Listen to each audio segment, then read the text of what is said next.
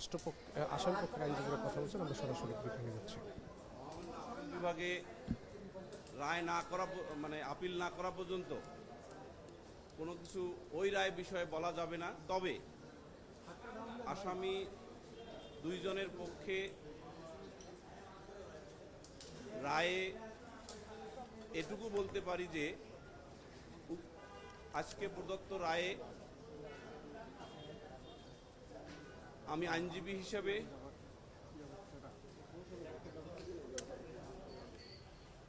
সংক্ষুব্ধ এবং আমি মনে করি যে ন্যায় বিচার যেটা প্রত্যাশা করেছিলাম সেই প্রত্যাশা অনুযায়ী ন্যায় বিচার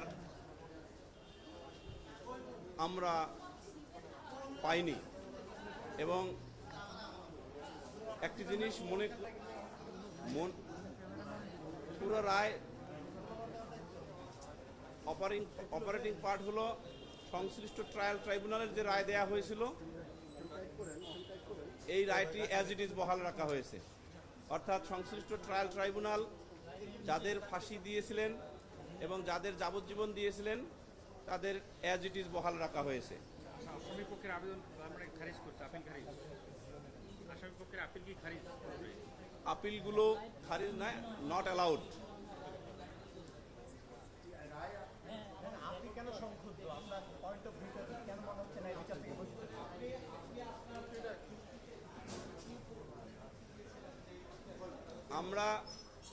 আমি যে দুইজন আসামির পক্ষে যুক্তি দিয়েছিলাম তার মধ্যে প্রধান মোর্শেদ অমর্ত্য ইসলামের ক্ষেত্রে যুক্তি ছিল যে সে এজাহারে নাম ছিল না, তার বিরুদ্ধে যে চারজন সাক্ষ্যের ভিত্তিতে সাজা দেয়া হয়েছিল ট্রায়াল ট্রাইব্যুনালে সেই চারজন সাক্ষীর সাক্ষ্য অর্থাৎ তাদের জবানবন্দিতে সেই বক্তব্যগুলো নেই। ট্রায়াল ট্রাইব্যুনাল অস্তিত্বহীন ডিপোজিশন ইনসার্ট করে রায় দিয়েছিলেন। এই জন্য আমরা এবং 342-এ তার বিরুদ্ধে একটিও ইনক্রিমিনেটিং এভিডেন্স নাই। এই কারণে আমি মনে করছি যে ন্যায় বিচার বঞ্চিত হয়েছি। কিন্তু আইনের অধীনে আইনের মাধ্যমে মহামান্য আপিল বিভাগ ছাড়া আমাদের আর কোনো ফোরাম না থাকায় আমরা সেই প্রত্যাশায় রাখতেছি যে ইনশাল্লাহ মহামান্য আপিল বিভাগ এই বিষয়গুলি বিবেচনায় নিয়ে ন্যায় বিচার প্রতিষ্ঠা করবেন। আমরা আপিল করব, রাইট। আমরা মহামান্য হাইকোর্ট বিভাগের রায়ের সার্টিফাইড কপি হাতে পাওয়ার পরপরই মহামান্য আপিল বিভাগে রায় আপিল করিব।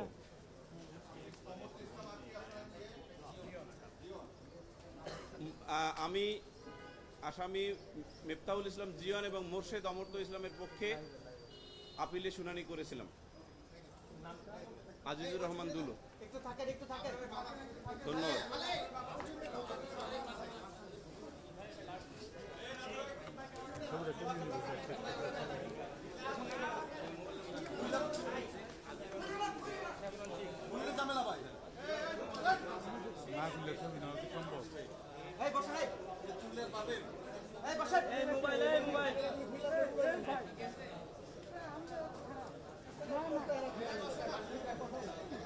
ভাই সামনে দিয়ে ক্যামেরা জায়গায়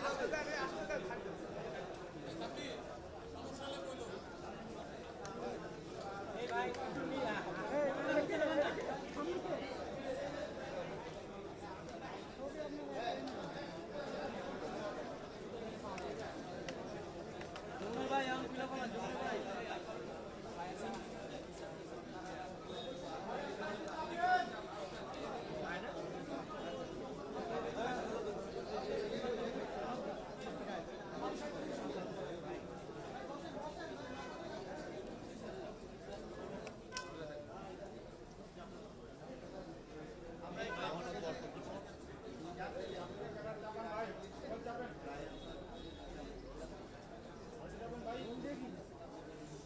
হাইকোর্টে যে রায় দিতেছে এটা আমরা আপাতত সন্তুষ্ট, কিন্তু আমরা আমরা চাই যাতে এই দ্রুত এই রায়টা কার্যকর হয় সেই জন্য এইটা ব্যবস্থা করা হয়। এখন আমরা ওইটাই চাই যাতে অতি দ্রুত যাতে কার্যকর করা হয় এটাই আমরা চাচ্ছি। এখনো তো আইনের আরো কিছু প্রক্রিয়া বাকি রয়েছে না? হ্যাঁ এই প্রক্রিয়াগুলো যাতে অতিলম্বে দ্রুত হলে কার্য তালিকায় নিয়ে এসে অতি দ্রুত যদি শেষ করা হয়। এই পর্যন্ত তো আপনি সন্তুষ্ট? বিচারিক জি আদালত থেকে জি এই পর্যন্ত হচ্ছে না। এই পর্যন্ত আমরা সন্তুষ্ট। আচ্ছা, আপনি চান যে আর কোনো আপনাদের মতো ভাগ্যজন আর কারো হ্যাঁ মতো না ভবিষ্যতে হয়? যাতে আপনার মতো যাতে আর কোনো ছাত্র কারোর বাপ মা যেন এইভাবে বুক খালি না।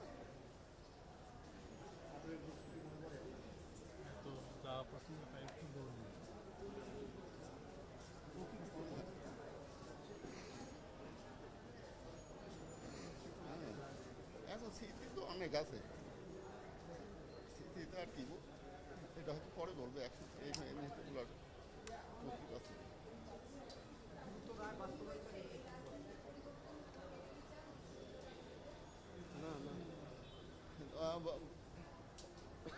মানে যে শিক্ষা প্রতিষ্ঠানে এই ধরনের র্যাগিং আছে সেটা তো অবশ্যই আমরা পরিবর্তন চাই, যাতে ছাত্ররা যাতে ভালোভাবে বসবাস করতে পারে, ভবিষ্যতে যাতে আর এই ধরনের ঘটনা না ঘটে সেটা আমরা সবার কাছে আবেদন জানাই।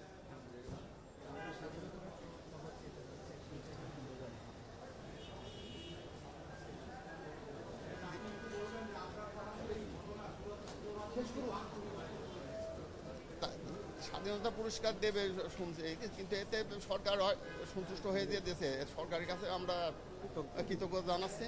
হ্যাঁ হয়তো তাকে এটা রাষ্ট্রীয়ভাবে স্বীকৃতি দিয়েছে, এটাই আমরা খুব গর্বিত।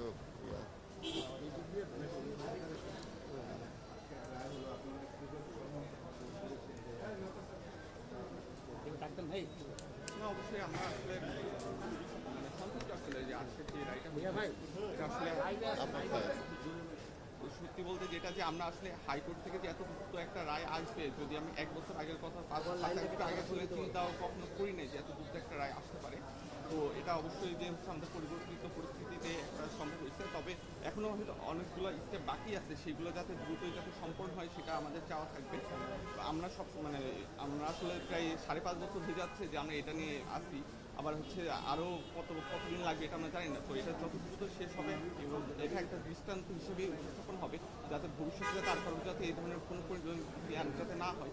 এই জন্য আসলে আমাদের চাওয়া ওইটাই মেনলি যে যত দ্রুত সম্ভব বাকি যে স্টেপগুলো আছে সেগুলো সম্পূর্ণ হবে।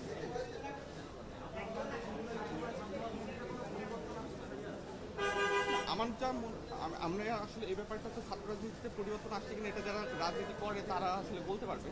বাট অবশ্যই আমরা হচ্ছে সবসময় চাই যাতে অন্তত যেই পরিণতি একবার আবরার ফাঁদে হয়েছে তা যাতে আর কোনো অবস্থাতেই যাতে আর কোনো শিক্ষার্থী যাতে না হয়, এটা যে কোনো পরিস্থিতিতেই যেন নিশ্চিত করার জন্য অবশ্যই আমরা চাবো যাতে সরকার এবং হচ্ছে যারা ছাত্র সংগঠনগুলো আছে তারা যাতে এই জিনিসটা নিশ্চিত করে যাতে আর কারোর পরিণতি একরকমের না হয়। ক্যাম্পাসে 5 আগস্টের আগে যে পরিবেশ ছিল, এখন আপনারা কিন্তু বুয়েটে কনফারেন্স অনেক ভাই মারা গেছে, আপনি কি তখন মানে নিজেকে লুকিয়ে রাখতে এখন যে পরিবর্তন যখন না এখানে আসলে আমি তো আসলে কখনো যে নিজের গোষ্ঠী লুকিয়ে রাখছি বা হচ্ছে ভয় পাইছি ব্যাপারটা এমন না। বাট অবশ্যই এখানে হচ্ছে অনেক ধরনের ক্রিয়েট ছিল, যেহেতু আমরা বুয়েটের হয়তো আমাদের রাজনীতি ছিল না, বাট আশেপাশে যেই বিভিন্ন বিশ্ববিদ্যালয়গুলো ছিল সেইখানে বেশ ভালো রকমের একটা হুমকি ছিল। এবং একই সাথে হচ্ছে আমাদের যেই গত বছরের হচ্ছে এই মার্চ মাসেই হচ্ছে যখন একটা ছাত্রলীগের হচ্ছে কয়েকজন যখন বুয়েটে ঢুকে তখন একটা যে আন্দোলন হয় সেই তার পরের সময়টাতে মানে আমাদের প্রায় সবারই একটা ভূমিকা মধ্যেই ছিলাম। তো তারপরে আসলে যাই হোক 5 আগস্টের পরে আসলে সেটা থেকে মুক্তি পেয়েছি, তো সেটা আলহামদুলিল্লাহ। ভাইদ আপনার কাছে একটা প্রশ্ন সেটা হচ্ছে একজন মৃত্যুদণ্ডপ্রাপ্ত আসামি জেমি 6 আগস্ট পালিয়েছে এবং সেটা আমরা জানতে পারছি অনেক পরে 25 ফেব্রুয়ারি। এই বিষয়টাতে আসলে কোনো বক্তব্য রয়েছে? আসলে এই বিষয়টা আসলে সম্পূর্ণ আসলে আমাদের জন্য হতাশার, কারণ মানে আমরা আসলে অপেক্ষায় আসি কবে হচ্ছে এদের রায় কার্যকর হবে। আর সেখানে হচ্ছে আমরা কাইন্ড অফ হচ্ছে তার মধ্যে হঠাৎ করে জানতে পারতেছি একজনকে পালিয়ে চলে গেছে। ইভেন সে হচ্ছে এমন একজন যে হচ্ছে তাকে রুমে ডেকে নিয়ে গেছে এবং মারার সময় যে উপস্থিত ছিল এমন একজন হচ্ছে সেখান থেকে পালিয়ে চলে গেছে। মানে এটা তো আসলে আবার পালাই গেছে, ওই টাইমে অনেকে পালিয়ে গেছে, কিন্তু সেই জিনিসটা কেন লুকিয়ে রাখা হলো, ইভেন কেন হচ্ছে 6 মাস পরে জানানো হলো তা নিয়ে আসলে আমাদের কাছে কোনো পরিষ্কার উত্তরও আসলে এখনো পাই নাই। না এই ব্যাপারে আসলে আমরা আর কিছু